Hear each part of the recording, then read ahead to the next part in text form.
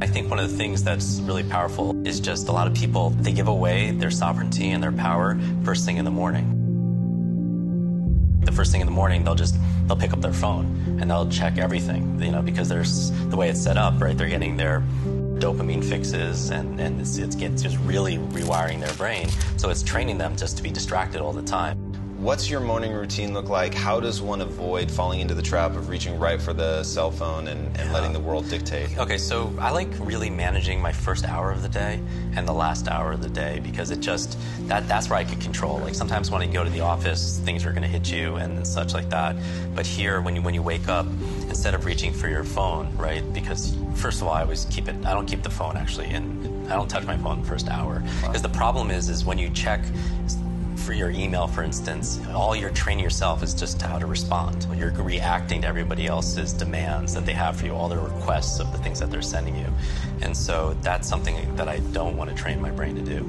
I meditate 20 minutes in the morning. I have a full glass of water. I plan my day. I just write down 3 business things that I want to be able to focus on and then 3 personal things. And that's a win for me. I don't have to go through a checklist of 200 things. If I just do these 3 things, it's a win for me.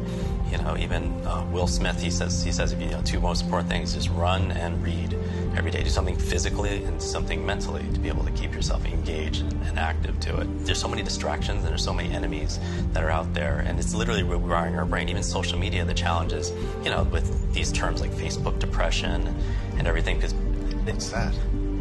This is social media depression because whereas everyone's looking at their feed and they're comparing their lives to other people, their highlights of other people's lives. Wow. And there's actually less life satisfaction, more sadness, depression, and stuff like that because everyone is comparing themselves to other people. And it's a challenge, but more and more time is spent there. But these devices are created to literally jolt you with dopamine, give you these fixes.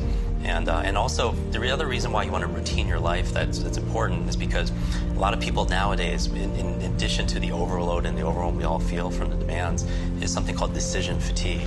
And decision fatigue is saying that, latest research is saying that you can only make a set amount of good decisions a day. And then after that, you can't. And so people like, even simply, you've heard that Mark Zuckerberg or Tony Hsieh, they wear the same clothes every single day, the same sweatshirt, the same Zappos t-shirts, and you ask them, not the same, they have their whole wardrobe, 20 of them. But the reason why is because they don't want to waste a decision on what should I wear today when they could be working on, the things that they're most, excited about. I do believe that after a certain amount of focused effort, people suffer from mental fatigue, and that's where they make more mistakes. That's where people become shorter with their temper. That's where the people make less than the best decisions ever just because of fatigue and exhaustion, because they've been so focused doing certain other activities and such.